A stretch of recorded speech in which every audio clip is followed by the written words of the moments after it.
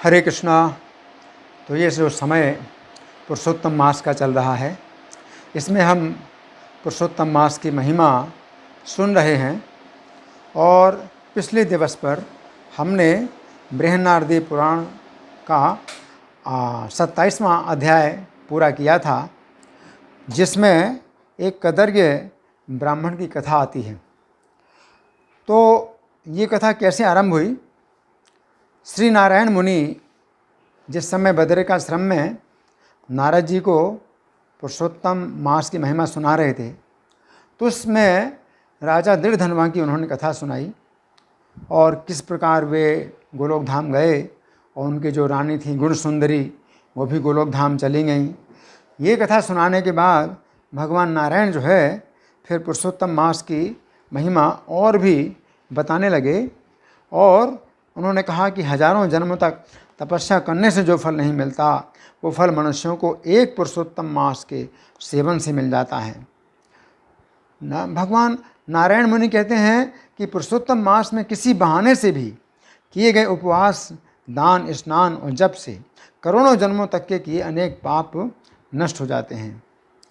फिर उन्होंने एक बात ये बताई कि जैसे 3 दिन केवल स्नान कर लेने से बानर का सब पाप कट गया, पुरुषोत्तम मास में अनजान में किए गए स्नान से दुष्ट बंदर के पूर्व जन्म के पापों की ढेरी का नाश हो गया और बंदर भी दिव्य शरीर धारण कर विमान में सवार होकर के गोलोक धाम चला गया। तो जिस समय नारायण मुनि ने एक बंदर की बात बताई कि बंदर को जो है गोलोक धाम प्राप्त हो गया केवल स्नान मात्र से, तो उस समय नारद जी ने फिर प्रश्न किया। तो नारद जी चूँकि बहुत ही एकाग्रता से सुन रहे थे, तो उन्होंने फिर जो है ये प्रश्न किया कि हे मुनीश्वर, मनुष्य का शरीर तो जो है अर्थ साधन है, इससे तो कोई व्यक्ति लाभ उठा सकता है पुरुषोत्तम मास का, लेकिन जो बंदर का शरीर जिसको प्राप्त हुआ, तो इसको कैसे पुरुषोत्तम मास का फल प्राप्त हुआ? ये बंदर कौन था, क्या खाता था, कहाँ उत्पन्न हुआ, कहाँ रहता था, पुरुषोत्तम मास में किस बहाने से उसको क्या पुण्य हुआ, ये सब विस्तार से सुनने की इच्छा है। तो नारद जी ने जब भगवान नारायण मुनि से इस प्रकार का प्रश्न किया, तो श्री नारायण मुनि ने अब इस कदर्य ब्राह्मण की कथा शुरू की। उन्होंने कहा केरल देश का कोई बहुत लालची ब्राह्मण था और ये धन इकट्ठा करने का बहुत प्रेमी था और इस कारण से इसका कदर्य नाम प्रसिद्ध हो गया। पहले इसका नाम पिता ने दिया था चित्र शर्मा, लेकिन अब इसको चित्र शर्मा के नाम से कोई नहीं जानता, सब लोग इसको कदर्य बोलते हैं। कदर्य का मतलब ये है कि ये इतना लालची है, इतना कंजूस है, धन इकट्ठा करता है और करता जा रहा है। ये ना अच्छे वस्त्र पहनता है और ना अच्छा भोजन करता है, हमेशा भूखा रहता है और शरीर में चिथड़े धारण करता है। तो इसने जो है ना तो कार्तिक मास में दीपदान किया, ना ब्राह्मणों को भोजन कराया, सूर्य संक्रांति में, चंद्र ग्रहण में, सूर्य ग्रहण में कोई जप नहीं किया और आँखों में आंसू भर करके दिन वचन बोलता था कि कोई इस पामर को कुछ दे दे, बार बार कहता फिरता था। तो सब लोग जो है जब बोलते थे, धिक्कारते थे कि तेरे पास इतना धन है और तू जो है फिर भी दिखाता है कि तू कंगाल है, तो और भी जलता भुनता रहता था। तो इसका एक मित्र था जो किसी बगीचे का मालिक था, तो उस माली से इसने रोते हुए अपना दुख बताया कि नगर के लोग जो है मुझे धिक्कारते रहते हैं, इसलिए मैं अब वहाँ नहीं रह पाऊँगा। तो इस ब्राह्मण के कहने पर इसकी बातें सुनकर के माली को दया आ गई और माली ने कहा कि अब तुम इसी बाग में रहा करो और यहीं पर ही बगीचे की रक्षा किया करो। तो माली के साथ रहता था और माली का बहुत विश्वास हो गया और फिर माली ने अपनी वाटिका का जो भार है इस कदर्य को सौंप दिया और ये सोचकर कि अपना आदमी है, बगीचे की चिंता छोड़ करके राजमहल में नौकरी करने लगा। तो फिर माली के पास समय नहीं था कि वो वाटिका में जाए, और ये जो कदर्य था ये वाटिका के फलों को प्रसन्नचित्त होकर खूब खाता था और बाकी बचे हुए फलों को बेच देता था, और जितना पैसा मिले वो गाड़ता रहता। इस प्रकार से धन को इसने मतलब गाड़ता ही था। और माली जब आता था तो झूठ बोल देता था कि मैं तो नगर में फिरता फिरता भीख मांगता हूँ और तुम्हारे उपवन की रखवाली करता हूँ। पक्षी लोग जो है महीने महीने आकर फलों को खाकर उड़ जाते हैं। तो इस तरह से ये जो है झूठ बोलता था, फलों की चोरी करता था, फलों को खाता था चोरी करके। और इस तरह से इसका जो 87 वर्ष का जीवन है इसी में बीत गया कि इसने धन को जो है जरा भी नहीं भोगा, और बुढ़ापे के कारण ये जो है फिर रास्ते में चलते चलते ही मर गया। इसको लकड़ी और आग भी नहीं मिली। तो इस प्रकार से अब ये जब मर गया तो यमदूत इसको लेने के लिए आए। तो यमदूत इसको जो है मुद्गरों से मारते हुए और भयानक मार्ग से नरक में ले गए। तो वहाँ पर भी जो है ये अपने को धिक्कारता था और अपनी निंदा करता था। तो ऐसा ही होता है, जो पापी लोग अपने जीवन में अपने पापों को नहीं स्वीकार करते हैं तो वे पापी लोग नरक में जा कर के अपने पापों को ज़ोर ज़ोर से बताते हैं और रोते हैं। तो ये भी रो रो करके अपने पापों को बताता था। क्या बताता था कि ऐसे मनुष्य शरीर को पा करके जिसमें कि बहुत पुण्य हो सकता है, मैंने धन के लोभ से क्या किया, मैंने व्यर्थी जन्म गंवाया, बहुत दिनों तक जो धन इकट्ठा किया वो भी दूसरों का हो गया। इस समय तो मैं अब नरक में आ गया हूँ, अब मैं क्या कर सकता हूँ। पहले मनुष्य का शरीर पा करके कोई पुण्य कर्म नहीं किया, ना तो दान दिया, अग्नि में आहुति नहीं दी, ना तप किया, गंगा जल में स्नान नहीं किया, पुरुषोत्तम मास के अंतिम दिनों में उपवास भी नहीं किया। तो इस प्रकार से वो शोक कर रहा था जिस समय वो नरक में गया। तो उस समय जब यमराज के सामने इसको खड़ा किया गया तो चित्रगुप्त ने इसका खाता मंगवाया। इसके सुकर्म कुकर्मों को देख करके अपने स्वामी धर्मराज से कहा कि हे महाराज, ये ब्राह्मणों में अधम कदर्य है। इस धन के लोभी दुर्बुद्धि का कुछ भी पुण्य नहीं है। बगीचे में रहते उसने बहुत पाप बटोरा है। माली का विश्वास पात्र बनकर स्वयं फलों को चुराता रहा और जितने फल पक जाते थे तो खा लेता था, और खाने से जो बच जाते थे तो धन के लोभ से बेच देता था। तो फलों की चोरी करने का पाप, दूसरा विश्वासघात करने का पाप। तो इसके दो पाप बहुत भीषण हैं, और भी अनेक प्रकार के पाप हैं। तो चित्रगुप्त की बात सुन करके यमराज ने कहा कि 1000 बार बंदर की योनि में जन्म ले, तो ये है इसका फलों की चोरी का दंड। क्या 1000 बार बंदर की योनि में जन्म लेवे। अब विश्वासघात का जो दंड है फिर बाद में भोगेगा। फलों की चोरी का दंड 1000 बार बंदर की योनि में जन्म लेगा। तो यहाँ पर 27वां अध्याय पूरा होता है। अब 28वें अध्याय में भगवान नारायण मुनि बताते हैं कि चित्रगुप्त जो है अपने दूतों से बोलते हैं कि ये पहले चिरकाल तक तो खूब लोभी बना रहा, फिर चोरी करने लगा, इसलिए पहले प्रेत शरीर को ये भोगेगा। चित्रगुप्त ने यमराज के सामने कहा कि पहले तो इसको प्रेत शरीर भोगना पड़ेगा। क्यों?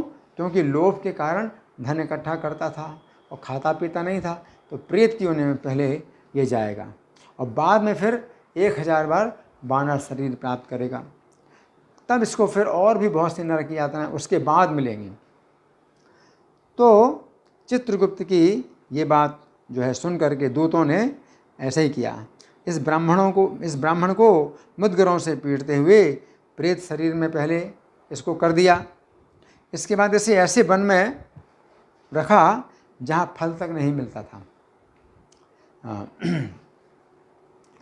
तन्निशम्य भटाना है चित्रगुप्तश्चिरं भृशं पूर्वं लोभाभिभूतोऽयं पश्चाच्चौर्यम् अचीकरन् अतः प्रेतत्वमासाद्य पश्चात् भवतो वानरः ततश्चाहं प्रदास्यामि वह्निं नरके यातनाम् अयमे विक्रमः श्रेयान् धर्मराजे गृहे भटाम् इत्येवं चित्रगुप्तेन समादिष्टा विभीषणाम् तदा चक्रुर्भटा शीघ्रं ताडयन्तश्चातं द्विजं प्रेतत्वं प्रापिता पूर्वं कानने विफले घने।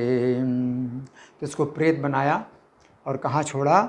बहुत ही घने जंगल में, जहाँ की एक भी फल नहीं। प्रेत योनि को पाकर के ये ब्राह्मण उस वन में रहता था जहाँ पानी तक ना मिले, ना कोई फल मिलेगा ना पानी मिलेगा, बहुत सुनसान, भूख और प्यास से अत्यंत व्याकुल होकर घूमता फिरता रहा। निर्जले बहुकालं चा प्रेत्यो निमवाप्य सह क्षुत्रिभ्यां व्याकुलोत्यन्तं बभ्रामे गहने वने। प्रेत योनि में सभी कष्टों को भोगकर बाद में फलों की चोरी करने के कारण वानरी योनि में गया। प्रेत योनि गतं दुःखम अनुभूय तथा परम फलचौर्य समनुभूताम कपियोनिम अजीगमन। भारतवर्ष के मनोहर जम्बू खंड के दिव्य कालंजर पर्वत पर जहाँ अत्यंत जल और छाया और खूब फल और फूल होता था, तो यहाँ पर इसको बंदर का शरीर प्राप्त हुआ। तो बहुत फल फूल होता है, बहुत पानी है, खूब छाया है, ऐसी जगह पर इसको जो है बंदर का शरीर प्राप्त हुआ। दिव्ये कालंजरे शैले जम्बूखंड मनोहरे सुशीतले जलच्छाये फल पुष्प समन्विते। वहाँ इंद्र द्वारा निर्मित किया हुआ एक उत्तम कुंड है। कहने को तो कुंड है, परंतु वो सरोवर के समान पवित्र है और पापों को मिटाने वाला है। तत्रासीन देवराजेन निर्मितं कुंडम उत्तमं सरोवर समं पुण्यम सत्सेव्यम पापे नाशनम। जो देवताओं को भी दुर्लभ है, वो मृग तीर्थ के नाम से विद्यमान है, जिस तीर्थ में श्राद्ध करने से पितरों को सद्गति प्राप्त होती है। मृगतीर्थम इति ख्यातम सुराणामपि दुर्लभम यस्मिन् कृतेन श्राद्धेन पितरो यान्ति सद्गतिम। वहाँ दैत्यों के भय से मृग के रूप में देवता लोग स्नान करते हैं और वहाँ दैत्यों का कोई भय नहीं है, इसलिए विद्वान लोग इस कुंड को मृग तीर्थ कहने लगे। तत्र दैत्य भयादेवा मृगा भूत्वा निरंतरम अभिशस्नुर्निरातंका मृगतीर्थम अतो विदुः। मानव शरीर को पाकर इस ब्राह्मण ने जो फलों की चोरी की थी, तो उस पाप के कारण पहले तो ये बंदर की योनि में आया। तत्रायं प्रथमं जन्म कापेयं लब्धवान् द्विजः फलचौर्य कृतात् पापात् आसाद्य मानुषीं तनुम्।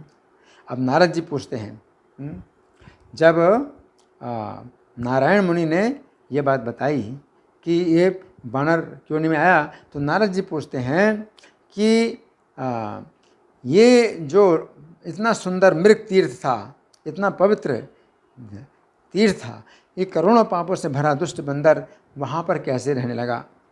ये एक आश्चर्य है। ये तो पापी है बंदर, तो इतना पवित्र तीर्थ के पास ये कैसे रहने लगा? त्रैलोक्य पावने रम्ये मृगतीर्थे कथम कपिः आवासम करो दुष्टः पापकोटि समन्वितः। हे नाथ, हे तपोधन, आप मेरे मन के संशय को दूर करिए, क्योंकि आप जैसे गुरु अपने शिष्यों से कभी भी कोई विषय छिपाते नहीं हैं। छिंदि में संशयम नाथ तपोधन मनोगतम भवादृशाम न गोप्यम ही सुशिष्येषु कदाचन।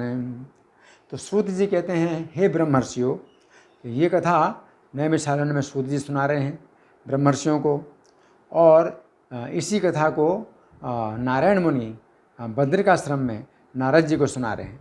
तो सूत जी कहते हैं कि हे ब्रह्मर्षियों, नारद मुनि से इस प्रकार आग्रह किए जाने पर तपस्वी भगवान नारायण अत्यंत प्रसन्न होकर नारद मुनि की प्रशंसा करते हुए कहने लगे। एवं सन्नोदितो विप्रा नारदेन तपोनिधि उवाच परम प्रीतः सत्कुर्वन्नारदं मुनिम। श्री नारायण बोले, कोई चित्रकुंडल नाम के बहुत पैसे वाले वैश्य थे। उनकी पत्नी का नाम तारका था, जो बड़ी पतिव्रता थी। कश्चिन वैश्यो महानासीन नामना वै चित्रकुंडलः तत्पत्नी तारका नामनी पतिव्रत परायणाम। इन दोनों पति पत्नी ने भक्ति भाव के साथ पवित्र पुरुषोत्तम मास का व्रत किया था। श्री पुरुषोत्तम मास का व्रत करते इन दोनों का श्री पुरुषोत्तम मास बीत गया। तावह चक्रतुर्भक्त्या पुण्यम श्री पुरुषोत्तमम तयो कृतवतोर्मासो गता श्री पुरुषोत्तम। तब आखिर वाले दिन के आने पर अपने धर्म पत्नी के साथ चित्रकुंडल ने प्रसन्न चित्त हो श्रद्धा भक्ति पूर्वक उद्यापन किया। चरमे हनिशम प्राप्त उद्यापनम मथा करो सपत्नी को मुदा युक्ता श्रद्धया चित्रकुंडलः। पुरुषोत्तम मास की उद्यापन विधि को करने के लिए वेदों के ज्ञाता और पत्नी सहित ब्राह्मणों को आमंत्रित किया। द्विजानाम कारयामास वेद वेदांग पारगान उद्यापन विधिम कर्तुम सपत्नी कान गुणान्वितान। हे नारद, वहाँ पर कदर्य भी धन के लोभ से आ पहुँचा। उद्यापन विधि के पूरा होने पर चित्रकुंडल ने पत्नी सहित ब्राह्मणों को बहुत बड़े बड़े महादान से संतुष्ट किया। उन समस्त ब्राह्मणों के पूर्ण संतुष्ट होने पर बहुत बड़ी दक्षिणा भी प्रदान की। कदर्योप्य गमत तत्र धनलोभेन नारद उद्यापन विधा पूर्णे संजाते चित्रकुंडलः। अत्युग्रदान स्थान विप्रान सपत्नी कानतोषयन् तुष्टेषु तेषु सर्वेषु भूयसीं दक्षिणामदान। उस दी गई बड़ी दक्षिणा से प्रसन्न होकर अन्य सब ब्राह्मण लोग तो अपने अपने घरों को लौट गए। केवल अत्यंत लोभी कदर्य ही चित्रकुंडल के सामने रोता हुआ खड़ा रह गया। तद्दत्त भूयसी तुष्टा अन्ये विप्रागृहाण्यलू अतिलुब्धा कर्यत कदर्यस्तु रुदन्तस्थो तदग्रतः। और विनय पूर्वक नम्र हो गद्गद वाणी से कहने लगा, हे चित्रकुंडल, हे वैश्यराज, हे भगवत भक्ति के प्रकाश पुंज, आपने पुरुषोत्तम मास का व्रत अच्छी प्रकार से विधि विधान के साथ जैसा किया वैसा आज तक कहीं भी किसी ने भी पृथ्वी तल पर नहीं किया है।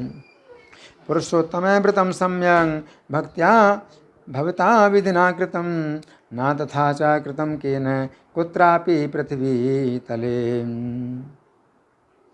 आज आप कृतकृत्य हैं, सर्वथा भाग्यशाली हैं जो आपने परम भक्ति के साथ पुरुषोत्तम मास का सेवन किया।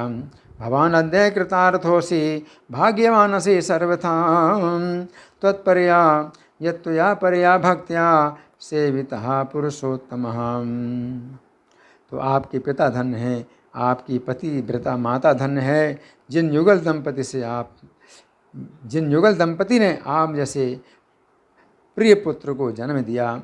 धन्यस्तव पिता धन्या माता च पतिदेवता याभ्याम उत्पादिता पुत्र द्वादशो हरिवल्लभा।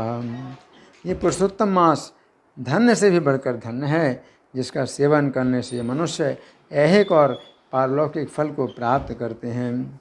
धन्या धन्यतरश्चायं मासा श्री पुरुषोत्तम यत्सेवनादवाप्नोति हे काम मुस्मिकम फलम। हे सेठ जी, आपकी इस पूजा को देखकर मैं चकित रह गया। आहा, आपने महान कार्य कर दिया, इसमें संशय नहीं है। दृष्ट्वा हि तावकीं पूजां चकितोऽहं विशाम्पते अहो त्वया महत्कर्म कृतमे तन्न संशयः।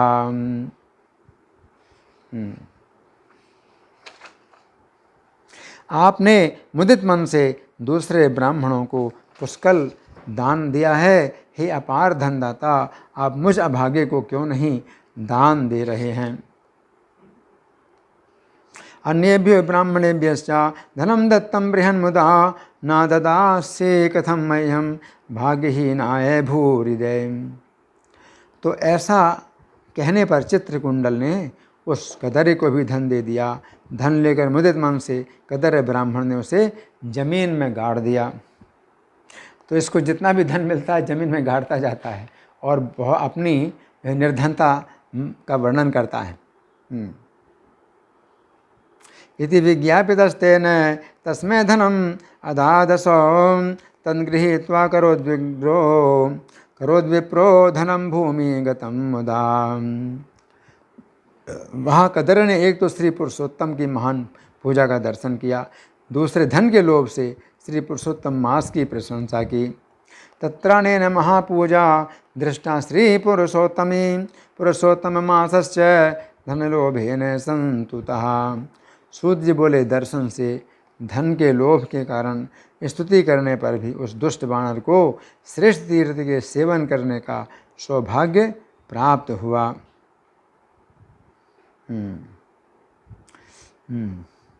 दर्शनात् स्तवनाद्वापि धनलोभे कृतादपि दुष्ट शाखा मृगस्यापि जातम सत्तीर्थ सेवनम। हे ब्रह्मर्षियों, फिर श्रद्धापूर्वक आदर के साथ जो पति पत्नी पुरुषोत्तम भगवान का दर्शन करते हैं, स्तुति करते हैं, तो उनके पुण्य के संबंध में क्या कहने की बात है। किम पुनः श्रद्धया कर्तुर्दर्शनस्तवने द्विजाम पुरुषोत्तम देवस्य सपत्नी कस्य सादरम। नारद जी बोले, हे ब्राह्मण, ये तो मैं जान गया। अब ये बताइए कि वो जो ऐसे वन में रहने के लिए जहाँ सुंदर शीतल जल था, मनोहर घनी छाया थी, अच्छे अच्छे फल युक्त पेड़ थे, इसमें कौन सा कारण था। हाँ, तो ये नारद जी का प्रश्न बड़ा उचित है, क्योंकि उसने फलों की चोरी की थी। अब इसको जो है ऐसे स्थान में बंदर की योनि प्राप्त हुई जहाँ बहुत फल मिल रहे हैं, बहुत पानी मिल रहा है, तो इसका क्या कारण है। सुशीतले जने ब्रह्मन् स्निग्धच्छाये मनोहरे संवृक्षे मंडिते रण्ये ततस्थे कारणम बदे। श्री नारायण बोले कि हे नारद, आप सुनिए, आपके सुनने की इच्छा है तो मैं अवश्य बतलाऊंगा। इसमें कुछ ऐसा कारण है जिसके सुनने से पाप कट जाते हैं। शृणु नारद वक्ष्यामि तुभ्यं शुश्रूषवे न गए अत्रास्ति कारणम किंचन श्रवणात् पापनाशनम। जब समस्त अर्थों एवं फलों के दाता दशरथ पुत्र श्री राम सागर में पुल बांधकर दुराचारी रावण का वध किया, उन्होंने विभीषण को छोड़कर सब राक्षसों का संहार कर डाला। अनंतर अग्नि परीक्षा कर विशुद्धा जानकी को स्वीकार किया। यदा दासे रथी रामः सर्वार्थे फलदायकः हृतवान् रावणं दुष्टं बद्ध्वा सेतुं महोदधे। विभीषणादृते तेन राक्षसेनावेशेषिता ततो वहिनी प्रविष्टा सा जानकी स्वीकृताधुना। तब ब्रह्मा, शिव, इंद्र आदि देवताओं ने रावण वध से प्रसन्न होकर कहा, हे श्री राम, आप वर मांगिए।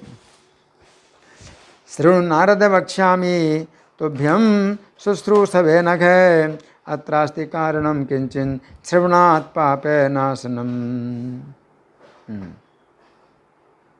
अच्छा, हाँ, मैंने कुछ छोड़ दिया। नारद जी ने प्रश्न पूछा कि उसको अच्छे अच्छे जो फल जिस स्थान में थे वहाँ पर बानर का शरीर कैसे प्राप्त हुआ। तो नारद जी कहते हैं कि आपके सुनने की इच्छा है तो मैं अवश्य बतलाऊँगा। इसको सुनने से सब पाप कट जाते हैं। नारद जी कहते हैं, शृणु नारद वक्ष्यामि तुभ्यं शुश्रूषवे नघ अत्रास्ति कारणम किंचिन श्रवणात् पापनाशनम। जब समस्त फलों के देने वाले दशरथ पुत्र श्री राम सागर में पुल बांधकर और उन्होंने रावण का वध किया। यदा दासे रथी रामः सर्वार्थे फलदायकः हृतवान् रावणं दुष्टं बद्ध्वा सेतुं महोदधे। उन्होंने विभीषण को छोड़कर सब राक्षसों का संहार कर दिया। अनंतर अग्नि परीक्षा कर विशुद्धा जानकी को स्वीकार किया। विभीषणान्द्रते तेन राक्षसानावशेषिता ततो वहिनी प्रविष्टा सा जानकी स्वीकृताधुना। तब ब्रह्मा, शिव, इंद्र आदि देवताओं ने रावण वध से प्रसन्न होकर कहा, हे श्री राम, आप वर मांगिए। चतुर्मुख महेशान पुरंदर पुरासर 10 वक्त वध प्रीतैर हे राम तुम वरम वृणु। ऐसा कहने पर भक्तों को अभयदान देने वाले श्री राम बोले, हे देवगणों, यदि आप लोग इस समय वरदान देना चाहते हैं तो सुनिए।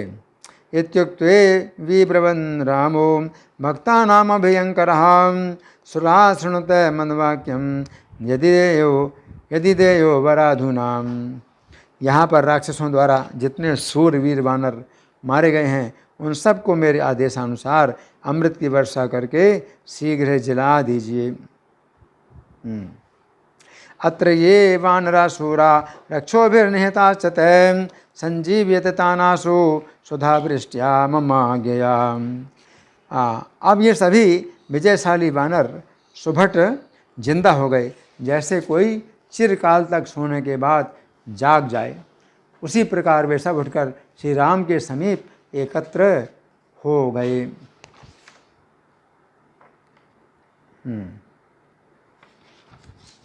तथेत्युक्त्वा सुधावृष्ट्या वानरान् समय जीवयन् चतुर्मुख महेशान पुरंदर पुराशरः।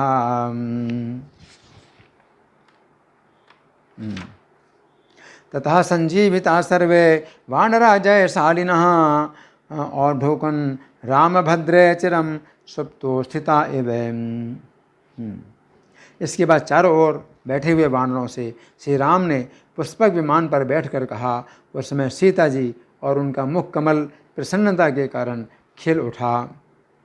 अथ पुष्पक मारोह वानरान् सर्वथा स्थितान् अजीग गदन सपत्नी कहा प्रसन्न मुख पंकजः।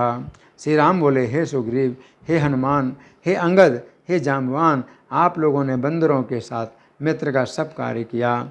श्री राम उवाच, हे सुग्रीव हनुमन्तो हे तारात्मज जाम्बवन मित्र कार्यम कृतम सर्वम भवद्भिः वानरे भवद्भिः सह वानरे। अब आप लोग उन सब बंदरों को आज्ञा दें जिससे आप लोगों की आज्ञा पाकर यहाँ से सब बंदर लोग अपनी अपनी इच्छा के अनुसार वनों में चले जाएं।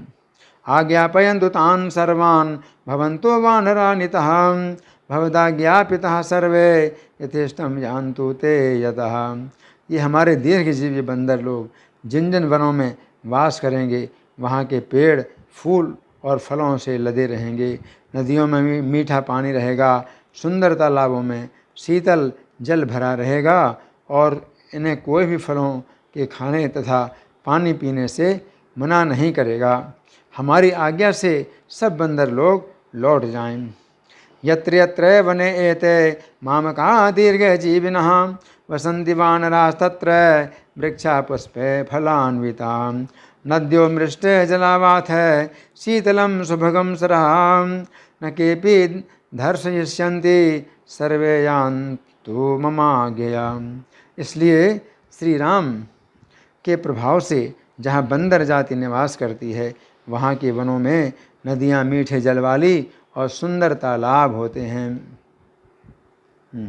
अतो रामे प्रभावेण यतो वानर जाते तत्र नद्यो सृष्ट जला सरश्चा सुभगम बने लसत्फला महावृक्षा पुष्पे पल्लव संयुता परंतु सुख दुखानि प्राक्तना दृष्ट जानी चा।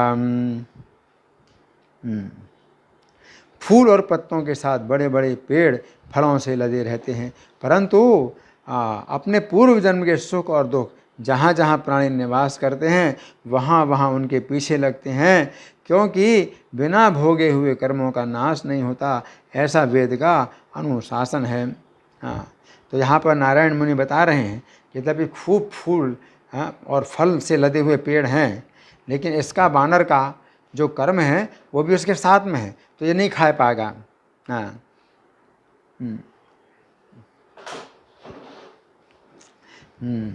यत्र यत्रैव से जंतुस् तत्र तत्रोपयान्ति ना भुक्तं क्षीयते कर्म इति वेदानुशासनम।